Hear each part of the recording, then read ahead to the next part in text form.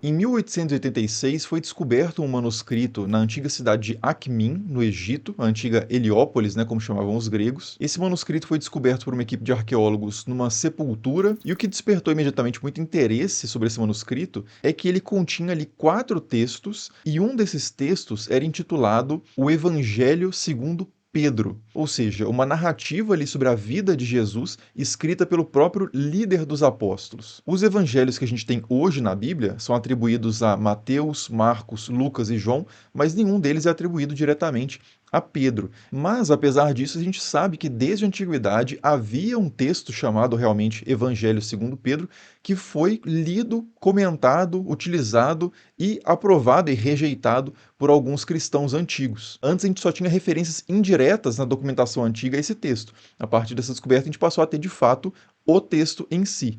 Então, nesse vídeo aqui, eu vou trazer o que diz esse texto do Evangelho de Pedro, falar o seu conteúdo propriamente e também discutir aqui alguns pontos de qual que é a relevância histórica desse documento, o que ele muda na história do cristianismo, o que ele nos informa sobre a história do cristianismo antigo e por que ele não está presente nas Bíblias hoje. Antes de começar, eu agradeço a Insider por patrocinar esse vídeo, ser apoiador aqui do canal. A Insider, vocês sabem, é a camiseta Tech, né, que tem outras peças também além de camisetas, que são excelentes, tem um excelente conforto, excelente durabilidade, são muito práticas, né? Eu realmente gosto muito, eu sempre uso a Insider e vou deixar na descrição, portanto, aí e no primeiro comentário fixado, o link para quem quiser conferir também os produtos da Insider, e vocês podem usar o cupom ESTRANHA para conseguir 12% de desconto em qualquer produto da loja ou até 18% de desconto caso seja a sua primeira compra. Então depois não deixe de dar uma passadinha lá e prestigiar essa empresa que tem sido tão importante aqui como parceira do canal. Bom, mas então falando sobre o conteúdo do Evangelho de Pedro, né? O que esse manuscrito diz que aconteceu ali com Jesus, né? O que há de diferente nesse evangelho em relação à história mais conhecida que a gente encontra hoje na Bíblia. Infelizmente, esse texto não está completo. O manuscrito ele até está completo, ele não está fragmentado. Só que ele foi produzido a partir de um documento anterior que estava incompleto. Então, o que a gente tem hoje desse Evangelho de Pedro é só a parte final ali do Evangelho, que é a descrição do julgamento, da execução e da ressurreição de Jesus. Então, seria o equivalente ali aos últimos capítulos dos Evangelhos canônicos. E, em geral, tem muitos elementos no Evangelho de Pedro que são parecidos com os Evangelhos canônicos. Ele tem alguns detalhes que são diferentes, por exemplo, em vez de escreverem na cruz Rei dos Judeus, é escrito Rei de Israel. Ou então as últimas palavras de Jesus no Evangelho de Pedro não são meu Deus, por que me abandonaste? E nem Senhor, em tuas mãos entrego o meu espírito. Mas sim, meu poder, deixaste-me. A gente vai voltar mais para frente no vídeo nessa frase, porque ela pode ter um sentido interessante aí para pensar sobre uma doutrina do cristianismo antigo, que é o chamado docetismo. Mas antes é importante ressaltar também algumas diferenças maiores, mais significativas desse evangelho em relação aos mais conhecidos. Então, por exemplo, uma coisa que é muito marcante nesse evangelho é que o julgamento de Jesus, ele não é presidido por Pilatos. Nos evangelhos canônicos, é o prefeito da Judéia, Pôncio Pilatos, o governador da Judéia, né, Pôncio Pilatos, que é o responsável, né, o cabeça ali do julgamento, é quem dá a sentença de morte para Jesus. No Evangelho segundo Pedro, quem conduz o julgamento é Herodes Antipas, que era o governador da Galileia, uma autoridade judaica, né, e não uma autoridade romana. Então, segundo esse Evangelho de Pedro, Pilatos não teve a menor responsabilidade, zero, pelo julgamento de Jesus, né? Roma não teve nenhuma responsabilidade sobre a execução de Jesus. Toda ela recai sobre os judeus. A gente vai voltar nesse ponto também depois. E outra coisa bem interessante também na qual o Evangelho de Pedro diverge dos evangelhos canônicos é na descrição da ressurreição de Jesus. O texto diz que 2 homens desceram do céu, entraram no sepulcro e de lá eles tiraram Jesus, que saiu maior do que os outros 2 homens, ou pelo menos voando mais alto do que os outros 2 homens, e dessa forma Jesus então emerge da sua sepultura de forma totalmente pública e todos veem isso com muita clareza. Então o que não falta no Evangelho de Pedro são testemunhas da ressurreição de Jesus. E algo curioso também é que, segundo o Evangelho de Pedro, a própria cruz tinha sido colocada no sepulcro de Jesus, e aí quando acontece a ressurreição, a cruz também sai do sepulcro e é feita uma pergunta, uma voz do céu pergunta para Jesus se ele foi anunciar o evangelho para os mortos, e o texto diz que a cruz respondeu Sim, então essa é uma peculiaridade aí presente apenas no Evangelho de Pedro, que a gente não encontra em nenhum outro texto. Bom, mas então esses são alguns pontos principais da narrativa do Evangelho de Pedro e da divergência da narrativa da paixão e da ressurreição em relação aos evangelhos canônicos. A gente vai ver outros detalhes particulares dessa narrativa mais para frente, mas antes é importante a gente perguntar sobre a relevância desse texto para a história do cristianismo. Como que esse texto foi visto, né, recebido,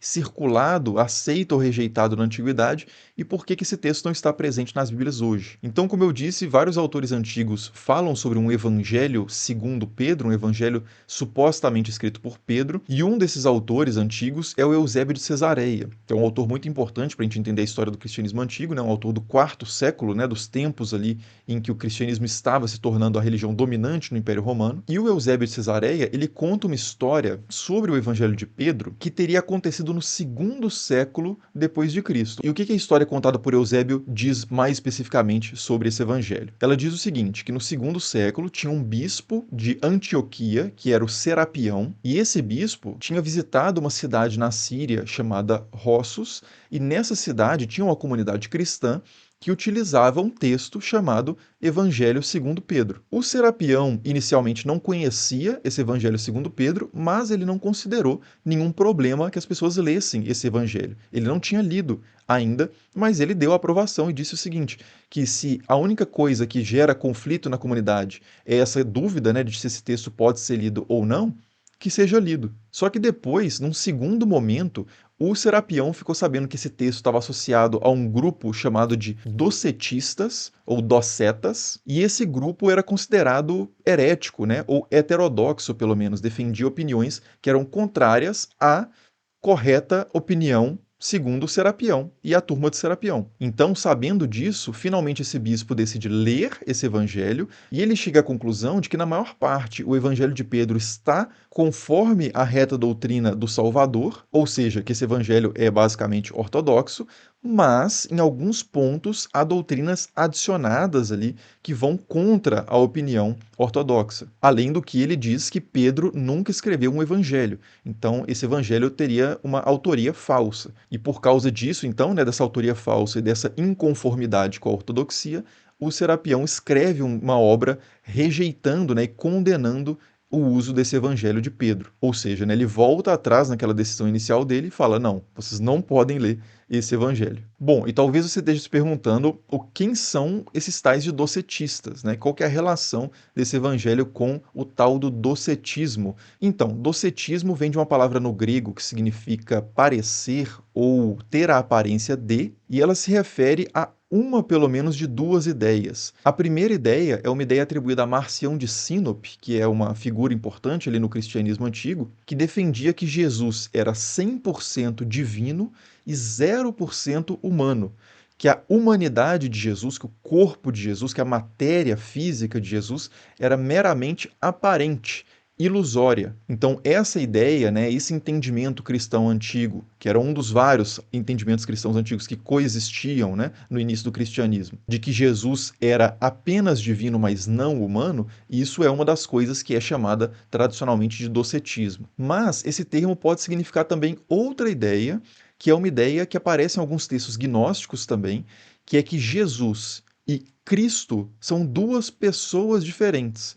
Jesus é uma pessoa humana e Cristo é uma pessoa divina, né? Cristo ou o Logos. E segundo essa ideia, o que teria acontecido é que o Logos, né, Cristo, a pessoa divina, teria de certa forma possuído o homem Jesus humano. Muitas vezes isso é situado no momento do batismo, né? Então, quando Jesus é batizado, ele é empoderado, né? Ele recebe, ali é possuído de certa forma pelo Logos e ali ele se torna divino, mas ele só é divino na medida em que ele é habitado pelo Cristo, pelo Logos. E aí, mais para frente, quando Jesus é executado, o Logos sai de Jesus, ele abandona Jesus, e aí quem morre é só o homem, mas não o Deus. Então essa também é uma ideia que é atribuída ao docetismo, né, aos docetas tradicionalmente. E aí a gente poderia se perguntar, né, tá, mas que parte do Evangelho de Pedro que traz ideias parecidas com essas? Então, tem alguns momentos ali do Evangelho de Pedro que podem ser lidos, não necessariamente, mas podem ser lidos, como uma referência a essas doutrinas. Por exemplo, quando Jesus está sendo crucificado, o texto diz que era como se ele não estivesse sentindo dor. Então, lendo esse texto por uma lente docetista, a gente poderia ver aí essa referência de que a materialidade de Jesus era meramente aparente, né? Consequentemente, ele não sofria nenhum tipo ali de tormento físico. Outra passagem que também às vezes é interpretada como docetista são as palavras de Jesus na cruz, quando ele diz: meu poder, deixaste-me.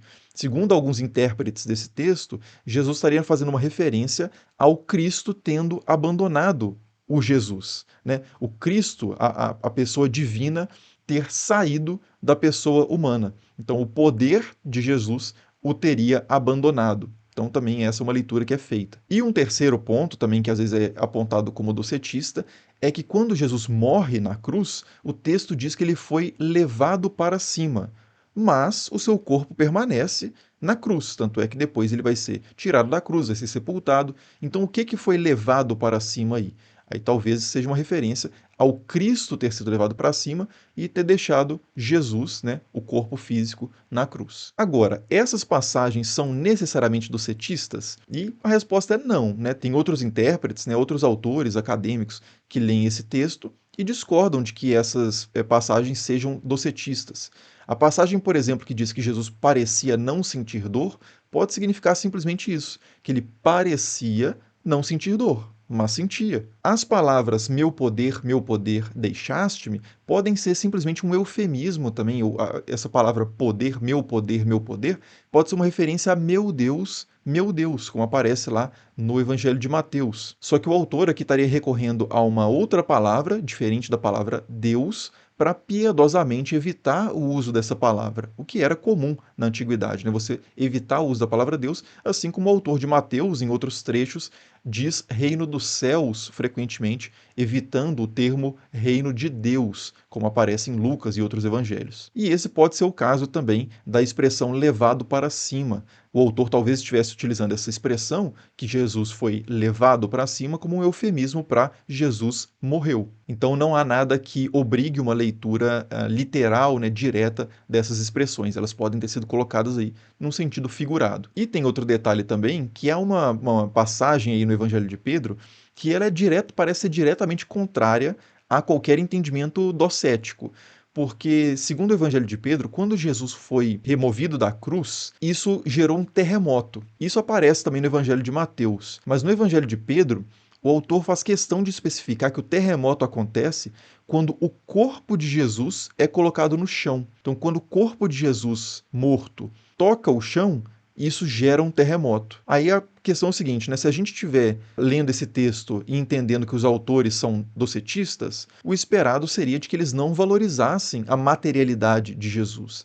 Então, por que associar um fenômeno extraordinário, né, um milagre, à fisicalidade de Jesus especificamente? Por que dizer que quando Jesus é colocado no chão é que causa um terremoto? Então, assim, esse evangelho ele é no mínimo ambíguo em relação ao seu entendimento sobre Jesus. Se ele é docetista ou não é algo que está explícito no texto. É muito diferente do caso, por exemplo, do chamado Apocalipse Copta de Pedro. É outro texto, não tem nada a ver com esse, mas o Apocalipse Copta de Pedro, ele tem passagens ali que são explicitamente docéticas. Por exemplo, vou ler apenas uma aqui, né? Diz o seguinte: aquele que vês sorrindo e rindo por cima da cruz é o Jesus vivo.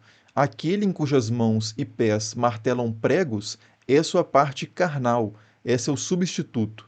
Estão humilhando aquele que assumiu a semelhança do Jesus vivo. Então, aqui nesse trecho, você tem claramente essa dualidade, né, entre o Jesus vivo, esse Jesus divino, e o Jesus carnal, um Jesus humano. No Evangelho de Pedro, a gente não tem nada que chegue nem perto desse nível de docetismo explícito, pelo menos. Aí uma questão que poderia surgir é, beleza, então será que Serapião estava equivocado em relacionar esse texto aos docetistas? E aí a gente tem duas respostas a essa pergunta. A primeira é que o Serapião de Antioquia, ele não diz em momento nenhum que o texto do Evangelho de Pedro é docetista. Ele diz que era um texto utilizado por docetistas.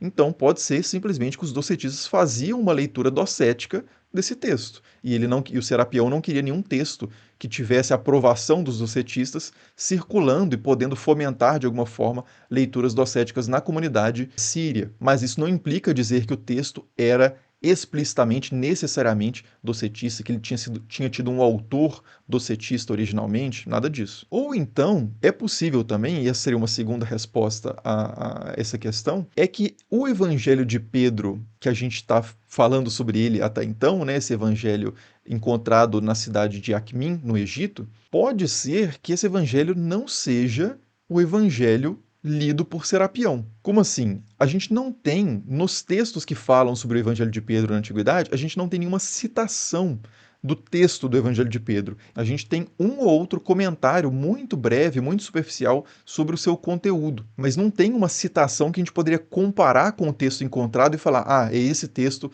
ao qual eles estavam se referindo. Não tem como fazer isso. Então pode ser que o Evangelho atribuído a Pedro, encontrado em Acmin, seja simplesmente mais um texto atribuído a Pedro na história do cristianismo. Não precisa ser aquele mesmo evangelho atribuído a Pedro que Serapião menciona. E a gente sabe, né, que ao longo da história do cristianismo vários textos foram atribuídos a Pedro. Por exemplo, a primeira e a segunda carta de Pedro, que o Eusébio de Cesareia acredita que foi Pedro sim que escreveu, mas eram cartas disputadas já na antiguidade. Tem também um Apocalipse de Pedro, Atos de Pedro, a Pregação de Pedro, todos esses textos conhecidos pelo Eusébio de Cesareia já no quarto século depois de Cristo. Então pode ter acontecido de evangelhos diferentes terem sido atribuídos a Pedro. Então não é porque o Serapião fala de Evangelho de Pedro e Orígenes fala de um Evangelho de Pedro e o manuscrito de Acmin tem o título Evangelho de Pedro, que esses três textos sejam o mesmo, né? Podem ser três textos diferentes. Então, hoje, academicamente, há uma disputa, né? Alguns acadêmicos acreditam que o texto de Serapião e o texto de Acmin são o mesmo, e outros acreditam que não, podem ser textos diferentes. Bom, mas seja como for, qual que é a autoria desse Evangelho de Pedro que a gente encontrou em Acmin? Será que ele foi escrito por Pedro mesmo? E aí, nesse ponto, nenhum acadêmico acredita que esse evangelho tenha uma autoria verdadeira. Na verdade, ele é um texto pseudepigráfico, né? Um texto falsamente atribuído a uma figura de grande importância histórica para que isso conferisse autoridade a esse texto. Mas pelas características internas dele, a gente vê que é um texto de pelo menos ali do segundo século depois de Cristo, né? Não poderia de forma alguma ter sido escrito por um apóstolo de Jesus. E quais são as características que entregam, né, que esse texto não foi escrito por Pedro? Bom, uma que é muito importante é como ele trata a palavra judeu e o próprio povo judeu. Ao longo de todo esse evangelho, os judeus são sempre chamados de eles, a lei deles, os costumes deles diziam que, e Pedro, sendo um judeu, seria muito estranho que ele utilizasse esse tipo de vocabulário. Além disso, essa questão que a gente falou lá no início do vídeo, de que Pilatos é 100% inocentado da execução de Jesus e que a culpa da morte de Jesus é colocada 100% sobre os judeus coletivamente, isso já é um traço de textos mais tardios. Inicialmente, os textos dos evangelhos canônicos, mesmo como o evangelho de Mateus e o evangelho de Lucas, eles tentam afastar a responsabilidade de Pilatos na execução de Jesus. Né? Lucas, por exemplo, diz que Pilatos tentou passar o caso para Herodes, para que Herodes julgasse Jesus como um galileu. Herodes era o responsável pela região da Galileia, mas o Herodes acaba não pegando esse caso, né, e devolve Jesus para a Judéia, e aí Pilatos é pressionado pela multidão e acaba sentenciando Jesus à morte. Então, assim, o evangelho apresenta Pilatos tentando até não condenar Jesus, mas ele acaba condenando. Então ele tem alguma partícula aí de responsabilidade. No Evangelho de Mateus também tem uma cena muito famosa que é que Pilatos lava as mãos, ele pergunta para a multidão quem que eles querem soltar, se Barrabás ou Jesus, e aí a multidão fala para executar Jesus e soltar Barrabás, e aí Pilatos lava as mãos e depois acaba sentenciando Jesus. Então também nesse evangelho tem essa tentativa de afastar a responsabilidade de Pilatos, consequentemente afastar a responsabilidade de Roma, mas ela não é total. No fim das contas, ainda é Pilatos que sentencia Jesus e ainda são os soldados romanos que batem em Jesus, que torturam Jesus e todas essas coisas, né? No Evangelho de Pedro, não. No Evangelho de Pedro, Pilatos não tem nada a ver com o julgamento de Jesus e quem tortura, coloca um manto, uma coroa de espinhos, dá tapas em Jesus, chicotadas, etc., são todos judeus, são os homens de Herodes e não os homens de Pilatos. Então, nesse Evangelho de Pedro, esse processo processo, né, de isenção de Roma e de culpabilização total dos judeus, ele já está bem completo. E outra coisa, esse evangelho de Pedro também, ele usa a palavra judeus como um sinônimo de inimigos de Jesus, frequentemente. Então, enquanto a maioria dos evangelhos canônicos, tirando João, que também faz isso, mas se a gente pega Mateus, Lucas e Marcos, eles chamam os adversários de Jesus ali por nomes específicos. Então, por exemplo, os fariseus fizeram isso, os chefes dos sacerdotes fizeram isso, os escribas faziam aquilo. Mas no Evangelho de João, que é o mais tardio dos evangelhos canônicos, e no Evangelho de Pedro, que também é um evangelho que, como a gente está argumentando aqui, é tardio, provavelmente do segundo século, ele usa essa palavra geral judeus para se referir aos inimigos de Jesus de uma forma que quem está lendo o texto pode até esquecer,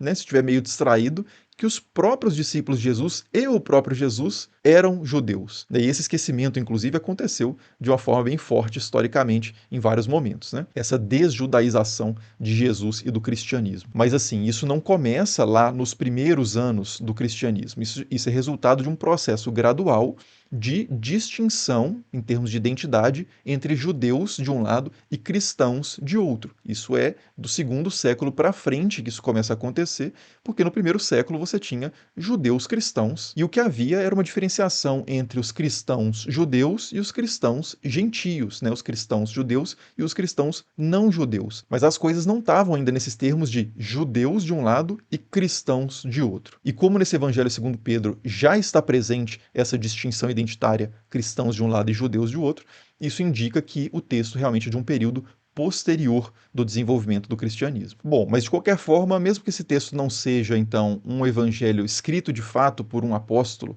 de Jesus, e talvez mesmo esse texto não sendo o evangelho ao qual Serapião, né, Orígenes e Eusébio se referem na antiguidade, ainda assim, esse manuscrito de Aquimim, essa descoberta do manuscrito de Aquimim, ela é muito interessante como um testemunho da pluralidade de textos que circulavam entre comunidades cristãs antigas. Esse manuscrito encontrado em Aquimim data provavelmente ali do sexto século depois de Cristo, circulava ali nas comunidades cristãs egípcias, aí já no início do período medieval. Se o texto propriamente contido no manuscrito é mais antigo ou não, é mais difícil saber, mas ainda assim, de novo, né, é um testemunho interessante de como havia vários evangelhos, vários textos atribuídos a figuras antigas como Pedro, Maria Madalena, Judas, que tinham uma circulação significativa entre cristãos, que eram considerados interessantes, o suficiente para ser preservados, por exemplo, por cristãos. E é interessante também observar a pluralidade de entendimentos, né, de diferentes opiniões que havia sobre a relação entre judeus e cristãos, sobre a identidade de Jesus, a divindade de Jesus, sobre a responsabilidade de Roma ou dos judeus pelo que aconteceu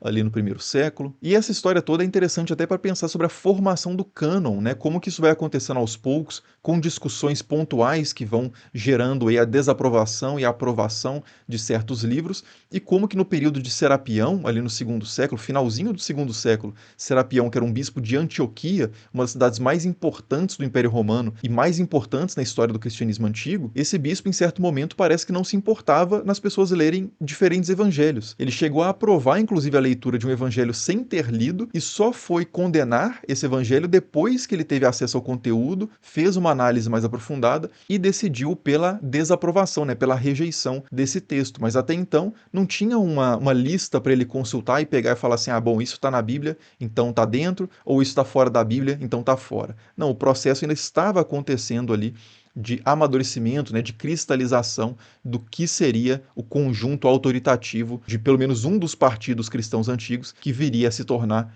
a ortodoxia. Então, enfim, né, independente dos juízos teológicos a respeito desse evangelho, ele é inquestionavelmente um documento histórico muito interessante, muito relevante e que vale a pena, inclusive, a leitura dele, que está presente nessa edição aqui de Evangelhos Apócrifos Gregos e Latinos, traduzidos para o português pelo professor Frederico Lourenço. Vou até deixar um link para ele na descrição também. E outras referências acadêmicas também estarão na descrição do vídeo, como de costume. Por enquanto é isso. Eu agradeço, como sempre, a atenção de vocês e nos vemos aí nos próximos vídeos.